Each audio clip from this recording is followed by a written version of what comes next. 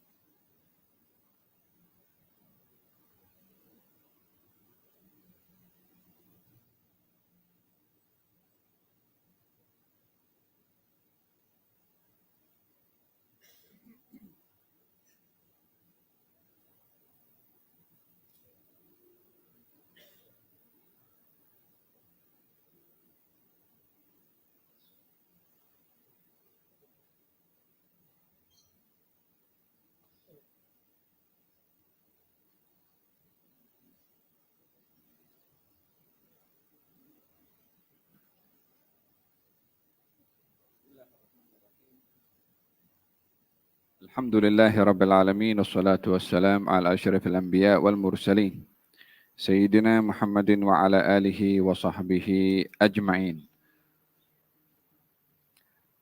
Sedikit memberikan ingatan berkenaan dengan berpuasa setelah pertengahan yang kedua di bulan Sya'ban.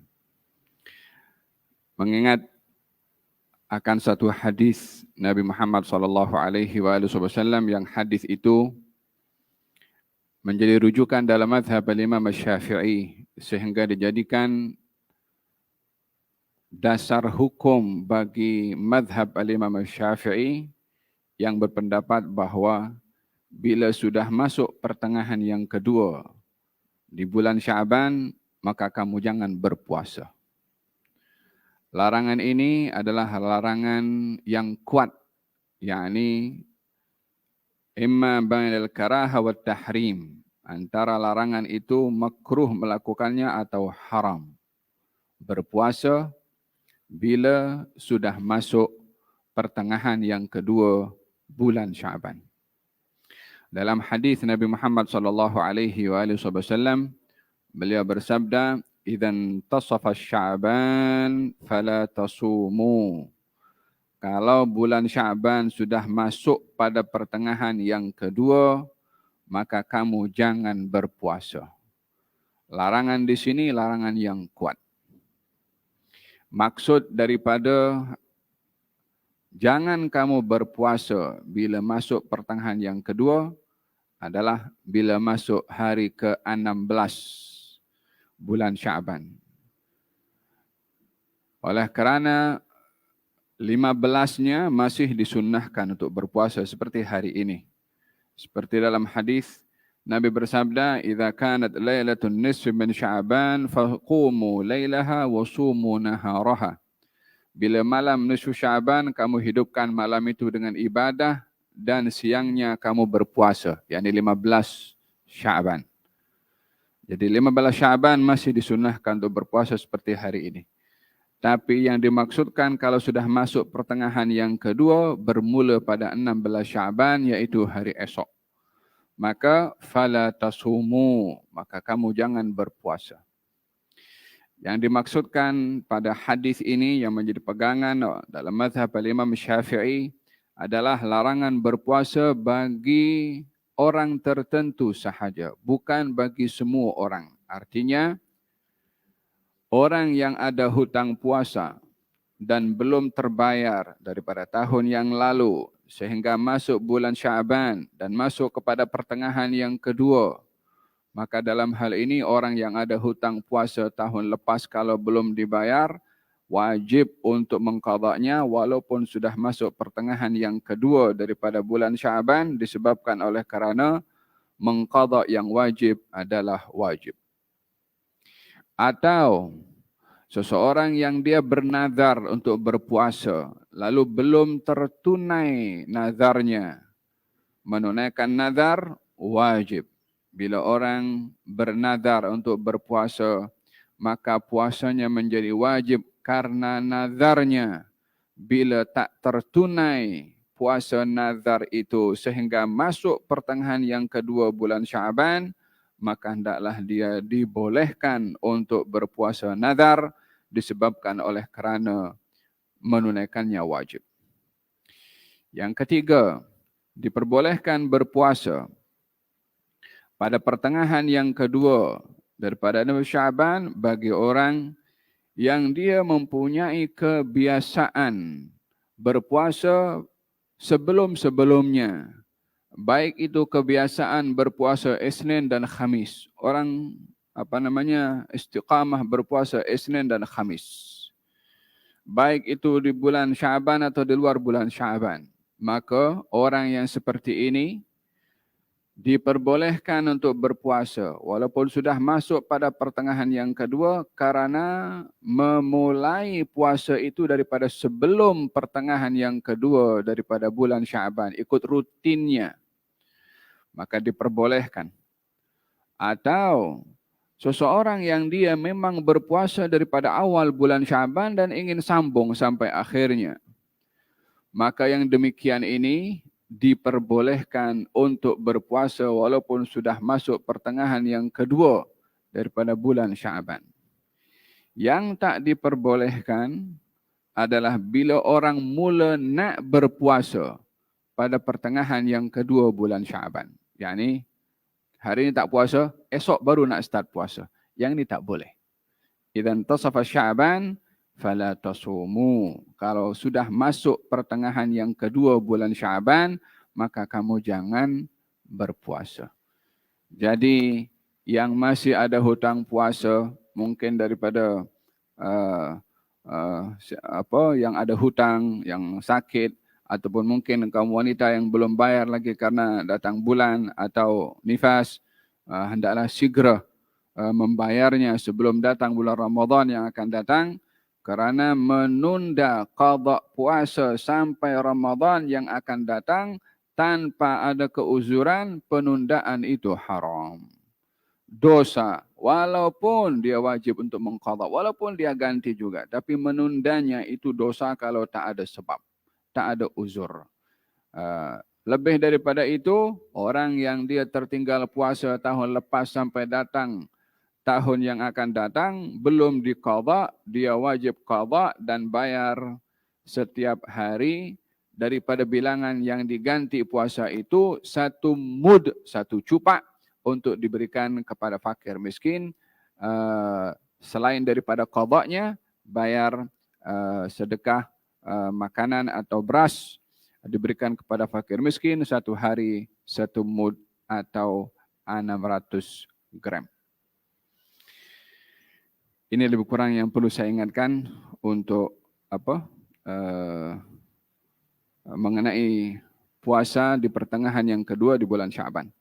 Kita teruskan sedikit daripada bacaan kitab Al-Hikam lil Imam Ibn Athaillah As-Sakandari.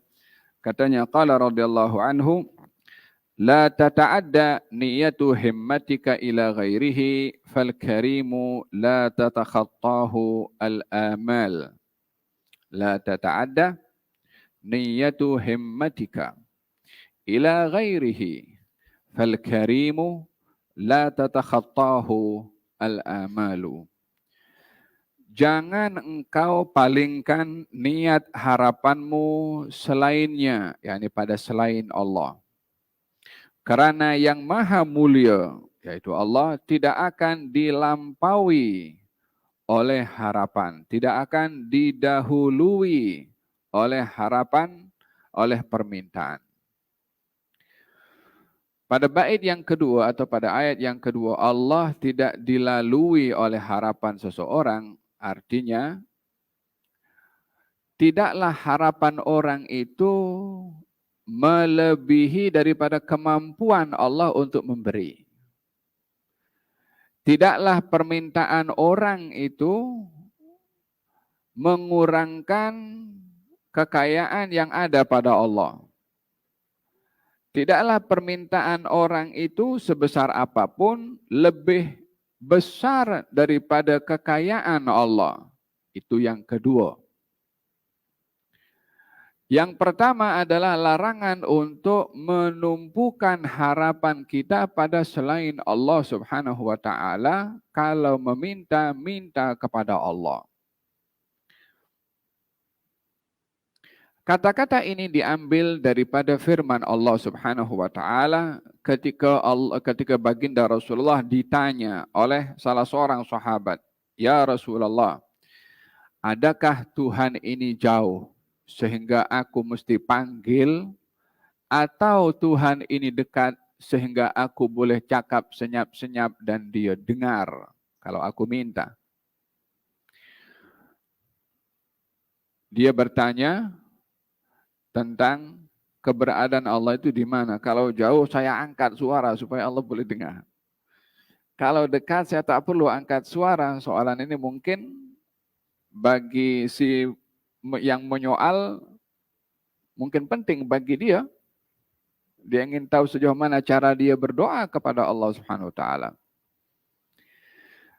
Turun firman Allah Subhanahu wa taala dalam Al-Qur'an, "Wa idza sa'alaka 'ibadi 'anni fa inni qarib ujibu da'watad da'i idza da'an falyastajibu li wal yu'minu bi la'allahum yarshudun." Kalau hambaku bertanya kepadamu, wahai Rasulullah Muhammad, tentang aku, katakan aku ini dekat. Lalu kemudian, ujibu da'watad da'i. Saya kabulkan doa orang yang berdoa. Ada beda orang yang, atau kalau dikatakan kalau kamu minta saya kasih, dengan dikatakan saya akan kasih kalau kamu minta. Apa bedanya? Kalau ayat itu bunyi, kalau kamu minta, saya kasih. Berarti dituntut permintaan dulu untuk diberi. Kalau saya kasih, kalau kamu minta, pemberiannya lebih dulu daripada permintaan. Permintaan jadi formality. Ujibu da'watad da'i. Saya beri permintaan hamba kalau meminta. Pemberiannya didulukan daripada permintaannya. Berbandingkan kalau kamu minta, saya kasih. Ya, ini minta dulu. Pemberiannya di kemudian. Ini pemberiannya di awal. Artinya apa?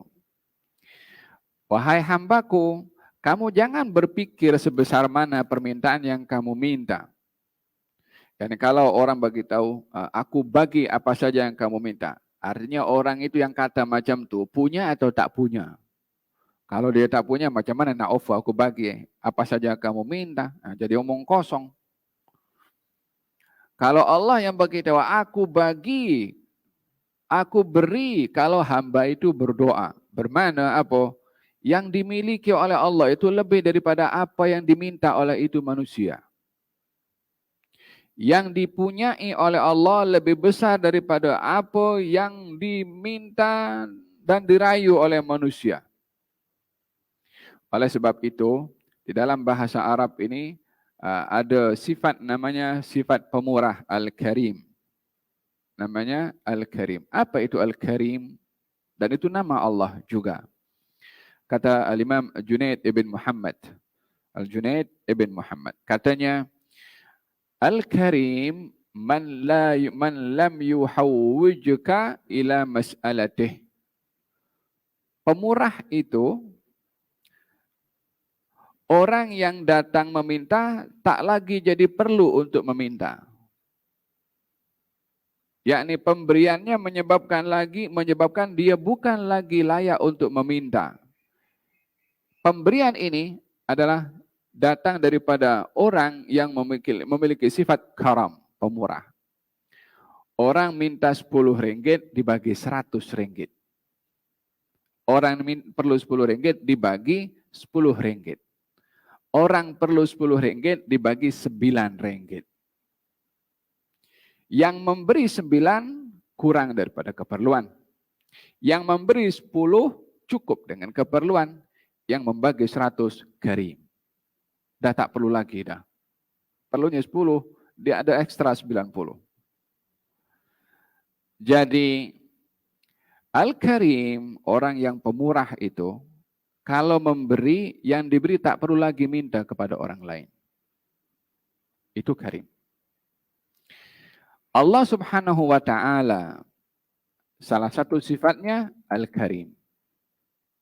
Jadi apa saja yang kita minta, akan diberi oleh Allah lebih daripada apa yang kita harapkan. Allah Subhanahu wa ta'ala berfirman dalam hadis Qudsi, mengatakan, wahai anak Adam, kalau kamu itu menumpukan harapan kamu kepada aku, dan aku tahu ketulusan itu, maka walaupun langit dan bumi berpakat untuk memudaratkan, menghalang kamu untuk mendapat apa yang kamu inginkan, langit dan bumi berpakat menjadi satu, aku akan lawan kepada mereka untuk beri kepada kamu. Wahai anak Adam, kalau kamu berharap pada selain aku, walaupun langit dan bumi akan membantu kepada kamu, aku akan halang dia untuk memberi kepada kamu. Ketergantungan kepada Allah yang diketahui oleh Allah, itulah yang menyebabkan manusia itu diberi lebih daripada apa yang diminta. Dan kalau manusia bergantung kepada selain Allah, akan diserahkan oleh Allah kepada manusia itu, manusia yang dia bergantung kepadanya, yang manusia itu juga pun kalau perlu datang juga kepada Allah Subhanahu wa ta'ala. Mana orang tak datang pergi kepada Allah. Oleh sebab itu, orang yang bergantung kepada orang lain, orang tu tak boleh penuhi keperluannya kecuali Allah kalau kasih kepada dia. Lalu bagaimana kita bergantung kepada seseorang makhluk yang dia sendiri tak boleh tolong untuk dirinya? Untuk apa kita bergantung kepada dia? Oleh sebab itu di antara doa Nabi sallallahu alaihi wasallam, wala takilni ila nafsi wala ila ahadin min khalqika tarfata ain. Ya Allah, jangan kau serahkan aku pada diriku atau kepada orang lain daripada makhluk-makhluk yang ada, walaupun satu kedipan mata. Jangan kau serahkan. Apa sebabnya? Bila orang bergantung kepada orang lain atau kepada makhluk manapun, akan diserahkan kepada makhluk itu dan tak boleh buat apapun ia. Oleh sebab itu diperintahkan untuk berpegang dan bergantung kepada Allah Subhanahu wa ta'ala. Razaqanallahu wa iyyakum kamalar raja. Moga-moga Allah Subhanahu wa ta'ala anugerahkan kita kesempurnaan bergantung dan berharap kepada Allah Subhanahu wa ta'ala. Amin. Allahumma amin.